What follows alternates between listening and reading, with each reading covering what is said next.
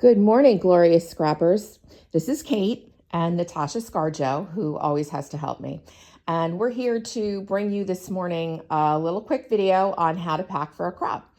I've been doing this for a long time. I've refined my process. It doesn't mean that you can't bring more or less, depending on what you want to do for your weekend. But I want to start with, obviously, your personal belongings. I'm not going to open up my bag and dig through that. You can figure out what you need to bring for that. But I will say, I have more than once forgotten to bring really basic stuff like my underwear or my toothbrush. So make sure that you think for a minute about that bag, even though it's not your priority when you're packing your scrapping stuff. Next up, I have two of these paper pods that I like to bring. I actually have a total of 4. I only bring 2 with me to a crop because that's what's comfortable, and you don't need to bring all 4, definitely. But just to show you, you can fit a lot of paper in here, and this is the one that I have, the front pod. I have all my cardstock colors, and then I have my specialty paper packs. So that for me, 2 is the right amount. I can bring things that I've been planning to bring, but I can also bring things that I may run into. Yes, I still have my Christmas tree up. Don't judge. All right. Next, I have these tool carriers. This is the small pod right here. Probably should have unzipped these before I started, huh? But in here, I keep my adhesive refills, and you definitely want to make sure you're bringing a lot of adhesive with you because you will definitely use more than you think you will. And if you're like me, when you get there, your adhesive dispenser will be just about empty, so you'll have to change almost right away. It's inevitable. It's how it always works. All right, and then I have 2 of these. These are the tool organizers. And these are great because I know I have room for, this is what I typically have available all the time for on my crop station too. I never really unpack these because it's a good way for me to work. So in here you can see I have my border maker system that's in here.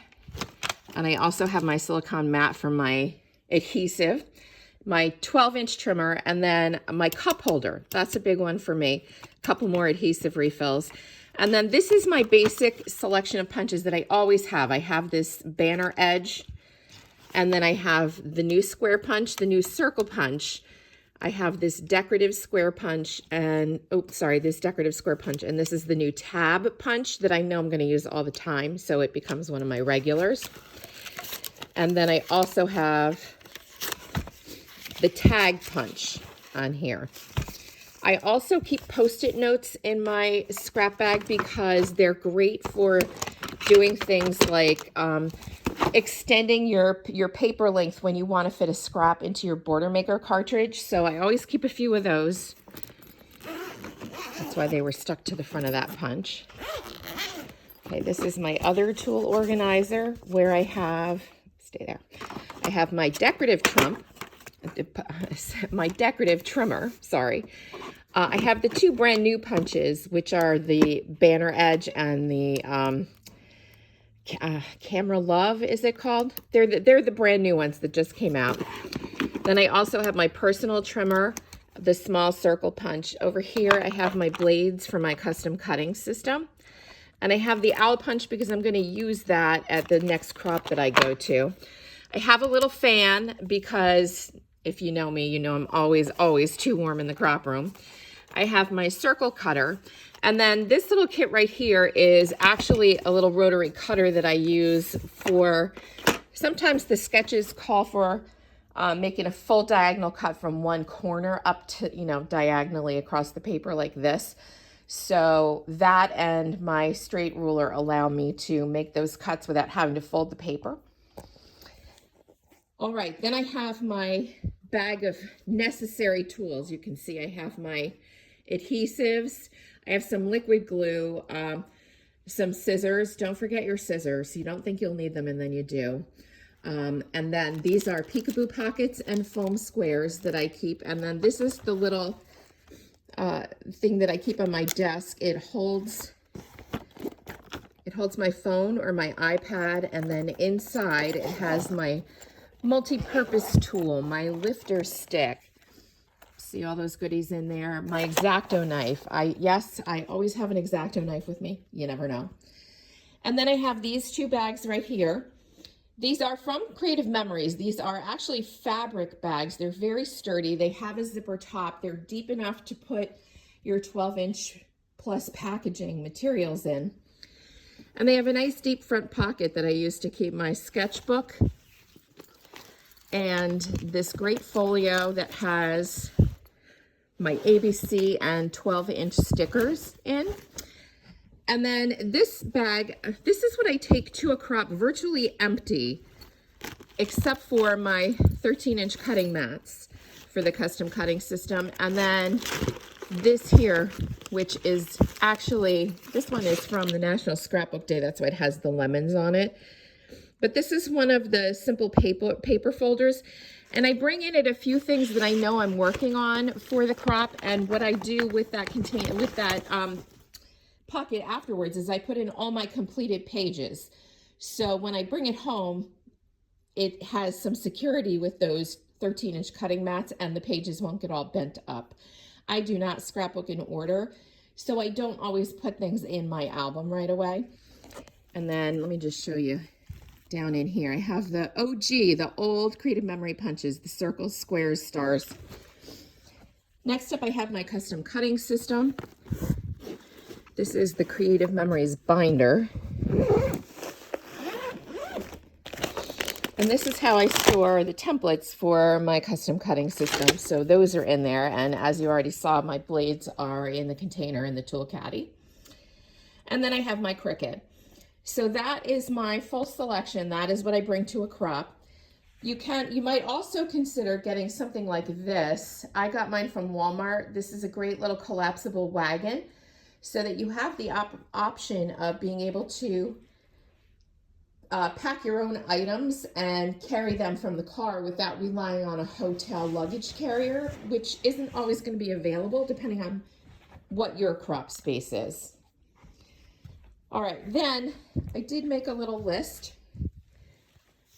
I don't know how well this is going to work, but we're going to try it.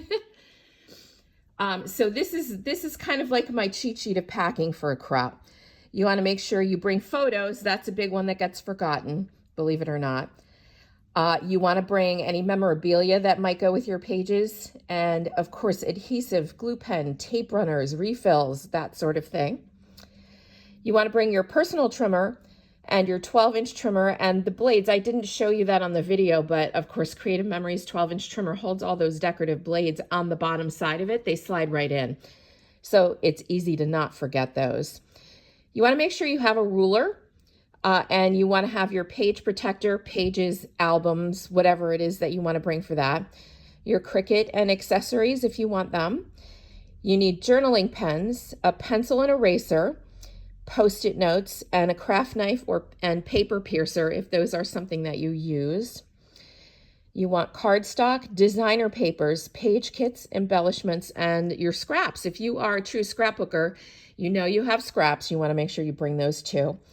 You want to bring your custom cutting system and your cutting mats. You want to bring your border maker system and any cartridges that you want to go with that.